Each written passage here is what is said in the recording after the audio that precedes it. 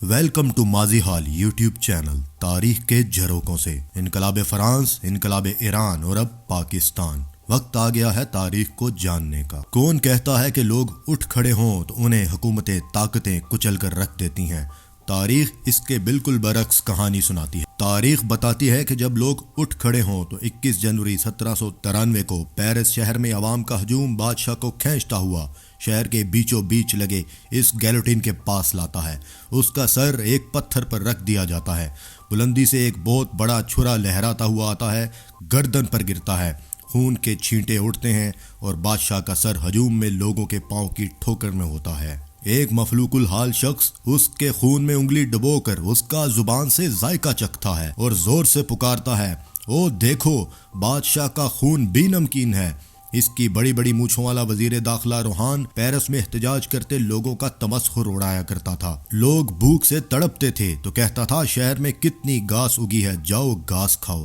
اس کو جب پکڑ کے گیلوٹین پر لایا گیا تو پہلے اس کے منہ میں گھاس بھری گئی، پھر اس کی گردن اڑا دی گئی۔ یہ تو 200 سال پرانی کہانی ہے، لیکن صرف 44 سال قبل اپریل 1978 میں ایک بادشاہ نے تہران کی ملٹری اکیڈمی کی پاسنگ آؤٹ پریڈ میں انتہائی متکبرانہ انداز میں کہا تھا کہ اب ایران میں کسی قسم کے انقلاب کا تصور بھی نہیں کیا جا سکتا۔ میرے ساتھ 7 لاکھ چاقو چوبند فوج ہے، خفیہ ایجنسی ساواک ہے جو ہر قسم کے شر پسند کو زمین کا رزق بنا سکتی ہے، اور میں نے عوام کو خوشحال کیا ہے۔ میرے تحت ایک جمہوری وزیر اعظم امیر عباس حویدہ اور اس کی کابینہ کام کر رہی ہے۔ جس لمحے وہ یہ تقریر کر رہا تھا، تہران یونیورسٹی سے چند سو طلباء کا جلوس مرگ برگ شاہ اور مرگ بر امریکہ کہتا ہوا سڑکوں پر رواں تھا، جس کے ٹھیک 1 سال بعد شاہ ایران تو فرار ہو گیا، مگر امیر عباس حویدہ سمیت تمام جرنیل جو یہ دعوے کیا کرتے تھے کہ ہم تہران میں کسی پرندے کو پر نہیں مارنے دیں گے، ان کی لاشیں سرد خانوں میں پڑی تھیں۔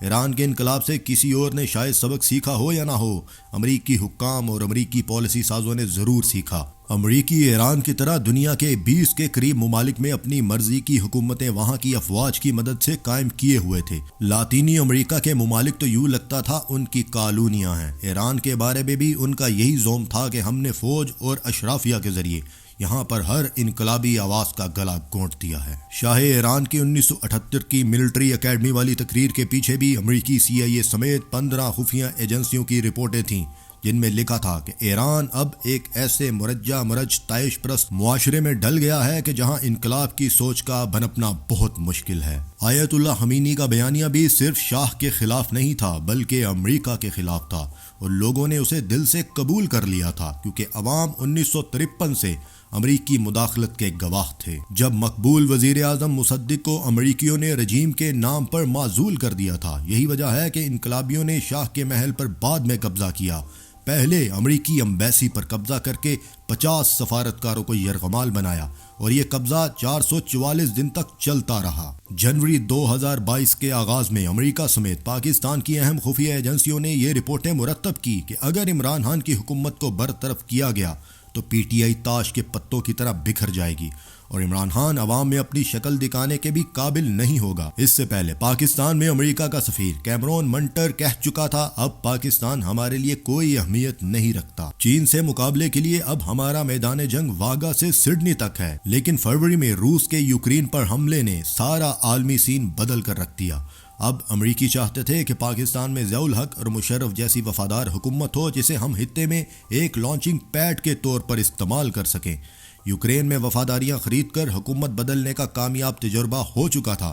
اس طرز پر 9 اپریل 2022 کی رات 12 بجے کے قریب عمران خان کی حکومت ختم کر دی گئی، لیکن 10 اپریل نے امریکہ اور سب کو حیران اور چونکا کر رکھ دیا۔ پاکستان کی گزشتہ 74 سالہ تاریخ میں ایسا اچانک رد عمل کبھی نہیں دیکھا گیا تھا۔ 200 سے زیادہ شہروں میں لوگ از خود باہر نکل آئے۔ دنیا بھر میں جہاں کہیں بھی پاکستانی رہتے ہیں سراپن احتجاج بن گئے۔ پاکستان کی اسٹیبلشمنٹ اسے ایک وقتی ابال سمجھی، لیکن امریکیوں کو اندازہ ہو گیا تھا کہ آیت اللہ خمینی مرگ بر امریکہ والا بیانیہ اب عمران خان کی وجہ سے یہاں مقبول ہو جائے گا۔ وہ اسے مزید خطرناک اس لیے بھی سمجھتے رہے کہ ایران میں تو تحریک آہستہ آہستہ پروان چڑھی، مگر یہاں ایک دم سے طوفان کھڑا ہو گیا ہے اور بڑھتا چلا جا رہا ہے۔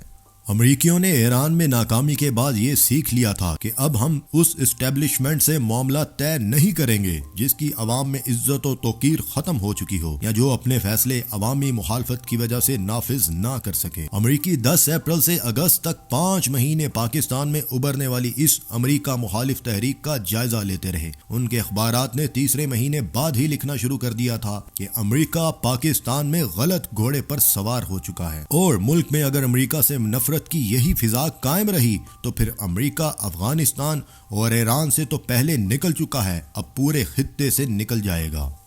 امریکہ اب پاکستان میں رہنا چاہتا ہے، مگر دیکھنا یہ ہے کہ وہ یہاں کسی غیر مقبول سیاسی لیڈر یا عوام سے کٹی ہوئی اسٹیبلشمنٹ کے ساتھ مل کر کام کر سکتا ہے یا نہیں۔ امریکہ کے سامنے 2 اسٹریٹجی ہیں، ایک وہ جس میں وہ مقبول لیڈر کو راستے سے ہٹا دیتا ہے، اور دوسری وہ جس میں مقبول لیڈر کو ہٹانے سے پورا نظام امریکہ کے ہاتھ سے بھی نکل سکتا ہے۔ اب فیصلہ کچھ ہی دنوں میں باقی ہے۔ پہلی اسٹریٹجی کے تحت شاید عمران خان پر حملہ کر دیا گیا ہے، اب دیکھنا یہ ہے کہ امریکہ کس اسٹریٹجی پہ کام کرتا ہے۔